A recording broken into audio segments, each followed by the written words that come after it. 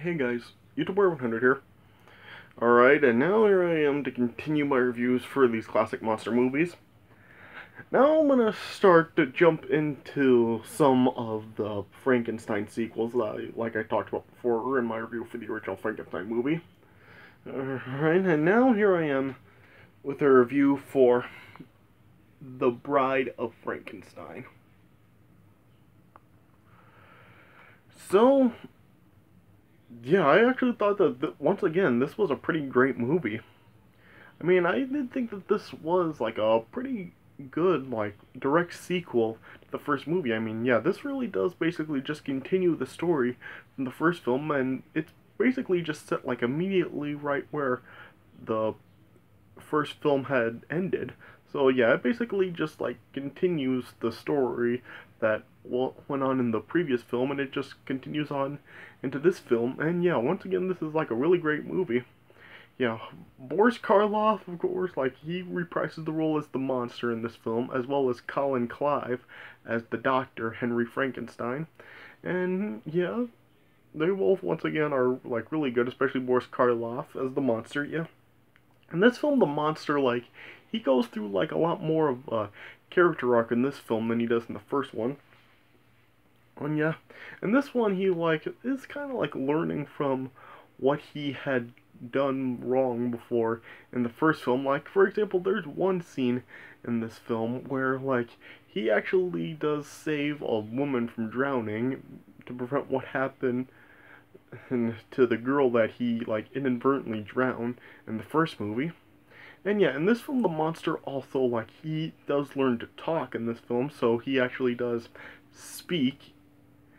So yeah, I did kind of think it was interesting that the monster actually did talk in this film, rather than where he was basically just like really silent in the first film, and all he really did was just like do his usual growls and stuff. Yeah, in this film he actually does learn to talk, and he does talk around like about like starting at like the halfway point in this film is when he learns to talk, and yeah, so it does show like the monster really is like learning a lot more or stuff in this film, and he is going through like a lot more of a character arc in this film. So I do like how like the monster is like going through a character development stage in this film. So I really do like that. And yeah, in this film, like the doctor really does kind of like have a real change of heart. He's not really like that obsessed scientist that he was in the first film. In this film, he's like trying to live a new life now. He's now trying to live a life now that he is married with Elizabeth, and he's like trying to get rid of like the past life that he had before, when like how he was in the first film, and he now wants to live a new life with Elizabeth. But yeah, one of his like old mentors ends up like bringing him back kind of into his old ways, and yeah, they in this film like his mentor Dr. Pretorius wants to like make a mate for the monster in this film, and he kind of just forces the doctor into helping with him. And even like around the end of this film, when the doctor is still like having a change of heart and he's just refusing to help Dr. Pretorius anymore, he does like Dr. Pretorius like kind of just ends up like manipulating the monster into getting him to force the doctor to just help finish the project and stuff. Yeah, and then yeah, when it turns out like the mate is finally created, it turns out that really like their plans to really give the monster a mate really did fail because of how turned out like the mate really did feel about the monster at the end of this film, which I'll talk about once I reach the end of this film. But yeah, this is still like a really great movie. I mean, I think I have to once again give this like a solid 4 stars. I mean, yeah, it really is just like a really great film, just like the first film, and I do think that it is like a really great, worthy follow-up to the first film. So, yeah, really great film. And I really did like enjoy this. I'm not sure if I really do want to say I enjoyed this like as much as the first film, but yeah, it's hard to say because I really do think that this really may be just as good as the first film, but it's really hard to say because I really don't know if I really want to say that, because seeing how the first one was really just like a legendary classic. But yeah, this is Like, I think I may have to go as far as to say I might have enjoyed this as much. So if you haven't seen this one before, I would definitely like recommend this one. It is definitely like a really great film. And like I said, in this film the monster goes through a lot more of a character arc with him like learning from his mistakes and learning to speak and stuff. So yeah, I really do like how the monster is like further developed in this film. So yeah, I would recommend this film if you haven't seen it before. Alright, so yeah, let me just get right into it.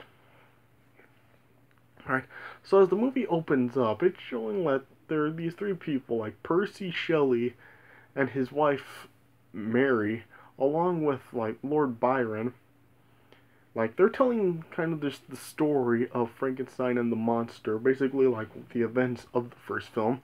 And yeah, it shows how that kind of is going through like a recap of what happened in the first film. Yeah, and then yeah, eventually was reminded that the intention was to just impart a moral lesson. But then, like, Mary is, like, starting to tell some more of the story, and then it basically then just, like, shifts into, like where the first film had ended. And it's showing that the villagers had, like, gathered around the burning windmill they burned the monster in at the end of the first film. And then like the villagers like end up like realizing that apparently the doctor was now also dead too. And so then the villagers then just end up returning the doctor's body to Elizabeth. And in the meantime, the father of the girl that the monster drowned in the previous film, he just now wanted to see the monster's bones for himself now that the monster was supposedly destroyed. And so then he ends up just like falling into like a pit underneath the windmill that was flooded. And then it was then revealed that the monster was still alive, and then the monster ended up strangling the father. And then once the monster like hauled himself out of the pit, he then ended up just throwing the girl's mother into the pit where she was killed as well. And then as the monster was like continuing to just journey, then there was like this other woman, Minnie, who ended up like seeing the monster and just ended up like fleeing. And then Minnie tried to like tell all the villagers about the monster, but nobody really believed her. And then Elizabeth eventually like then noticed that the doctor was still moving, and that turned out he was still alive, and so Elizabeth ended up nursing him back to health. And Henry like even though like he his like did have a renounced creation, he still did feel that it could be his destiny to unlock the secret of life and immortality. Yeah. But oh, like Elizabeth could like see like Henry's death coming still in the future, yeah. And then eventually like Henry's old mentor, Dr. Pretorius, ended up paying a visit to Henry, and he was just telling Henry that he just wants Henry to join him to on a new project for them to create a mate for the monster. And then yeah, he was just telling Henry about a lot of the other creations that he had created before, which included like a miniature queen, king, bishop, mermaid, and other types of things. Yeah. And then yeah, Henry just basically got forced into helping Dr. Pretorius. Yeah. And then yeah, then the children later on that the monster ended up then saving that woman that I was talking about before. Like this was like him kind of like learning from what happened to the girl he drowned in the first movie. Yeah, he stopped her from drowning, but yeah, the woman still was like scared of the monster, and then she was just like screaming when she saw him, and then like it then like alerted like two hunters in the wars, and then yeah, they ended up just then shooting at the monster, and yeah, he ended up being injured, and then yeah, then the hunters then just like raised up a mob that now were in pursuit of the monster. And then yeah, the monster eventually ended up being captured, and then he was tied down to like a pole. And then, yeah, he was just, like, locked in a dungeon and chained. But eventually, then the monster just ended up, like, breaking out of the chains, and he ended up killing the guards and escaping back into the woods. And, yeah, eventually, like, the monster then just ended up, like, burning, like, a gypsy. Well, he ended up, like, finding, like, a family in the forest that was, like, a gypsy family, and but he ended up, like, burning his hand. And then after, like, the monster heard, like, the sound of, like, a violin playing the Ave Maria music, he then, like, found, like, a blind hermit in the wood, and then, yeah, the hermit was then just thanking God for, like, sending him a friend. Of course, like, the hermit, since he was blind, he actually couldn't see the monster, but he just, like, knew that the monster was there. Yeah, and, yeah, he was then just teaching the monster, like, some words like friend and good and stuff, and then, yeah, they were eating, and, yeah, while I'm on the subject, like, if I can, like, go back to a subject that I talked about before in a previous video about the cereal commercials I did, yeah, there was, like, footage, like, from this scene of, like, the hermit having a meal with the monster, teaching him, like, good and friend and stuff. They actually, like, used footage from this in a Honey Nut Cheerios commercial where the bee was, like, talking with the monster, basically doing what he usually does about talking about honey and stuff. And, yeah, it, like, just used footage from this film to use in that commercial. Like, the monster was just, like, tasting the cereal and, like, was, they said, good, and then, yeah, friend and stuff. Yeah, I didn't even realize that they were doing that when I was watching that commercial. Yeah, I mean, I didn't even know that that was footage from this film. Yeah, I'll put that commercial in the description if you want to, like, see it. And, yeah, you'll see, like, if you've seen this film before, you'll see that they've used footage from this film in the commercial for that, yeah. But anyway, yeah, getting back to this, yeah. And then, yeah, the monster was then just, like, learning some other words, and the hermit was just showing him other things. He was, like just eating him other words, and the monster was, like, learning to talk. And then, eventually, like, there were, like, the hunters back, and then they came across the cottage, and then, like, they recognized the monster, and then, yeah, the monster then just, like, ended up attacking the hunters, and then, yeah, the hermit was trying to tell them that the monster was his friend, but the hunters were telling the hermit that this was the monster that was, like, killing people in the village. And then, yeah, the cottage then, like, accidentally caught fire, and then the hunters just, like, led the hermit away. And, yeah, the monster then just, like, ended up escaping on his own. And then, like, as the monster was trying to hide from, like, another angry mob down in a crypt, he then eventually, like, saw that Dr. Pretorius and a couple of his cronies were, like, trying to break open a grave. And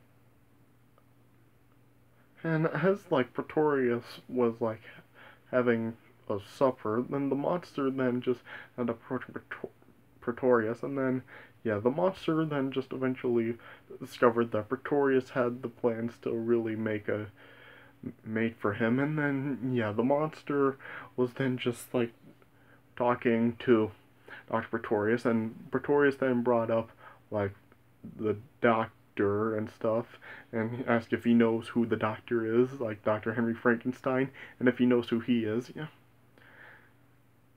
Yeah, if the monster knows who he is himself, yeah.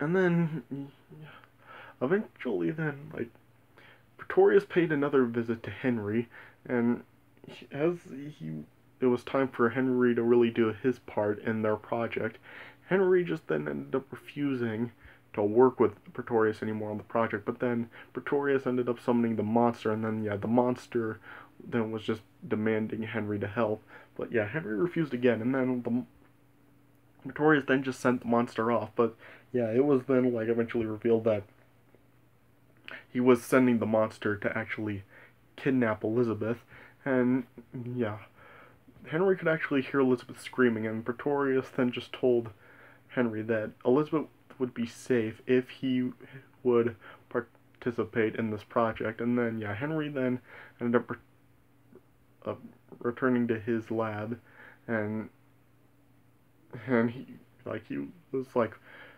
starting to, like, really grow excited over his work again. And then, he was then like completed the bride's body, and yeah, it was basically the bride was brought to life basically the same way the monster was in the first film, where yeah, she was just like bandaged up and stuff, and then she was raised to the roof and then struck by a lightning.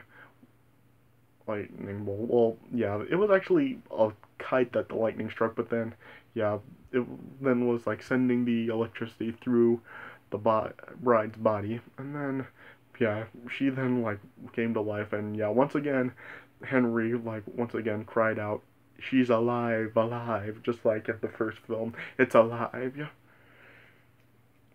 And then, yeah, after like the monster ended up like killing one of Pretorius's cronies, he then like went back into the lab, and then he then saw the his mate, and yeah, Pretorius then just declared her it the bride of Frankenstein.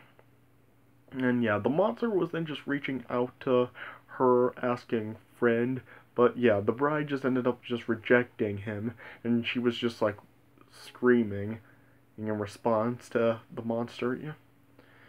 And then yeah, the monster then just basically he just then snapped, and he just went through a rampage in the lab, and yeah, he was just like was saying, "She hate me like others," and then yeah, the Elizabeth then arrived, and then she was like just calling out for Henry to come out, and that she wouldn't be leaving without him, and the monster just told Henry and Elizabeth, "Yes, go, you live," but to he told Pretorius and the bride, "You stay, we belong dead." And then, yeah, Elizabeth and Henry were able to escape, but then the monster then, as he then, like, was shedding a tear, and then he just then pulled the lever to cause just the lab and the tower to just destruct, and yeah, the lab and tower just came, like, crumbling down. And then, yeah, that's how it ended. It did when, yeah, it just then showed, like, Henry and Elizabeth reuniting with each other and stuff. Yeah, and that's how it ended. So, yeah, it is definitely, like, a really great film. 4 stars out of 4, like I said before. I just have to give it, like, 4 stars once again, because it is just, like, a really great film, and it is definitely, like, a really great, worthy follow-up to the first film. So, like I said before, I definitely would recommend this film if you haven't seen it before. It is just, like, a really great follow-up. Yeah, it probably is one of those times where it is a sequel that really is just as good as the original, which really doesn't happen very often. I mean, it can happen sometimes, like with Toy Story and Lord of the Rings and Star Wars and stuff. So, yeah, it has happened before, but yeah, and this is one of the cases where it is. So, yeah, I definitely do recommend this film if you haven't seen it before. Sorry. Alright, so yeah, that does it for my review of The Bride of Frankenstein. I hope you guys enjoyed this review. So, yeah, thanks for watching, and I'll see you guys later.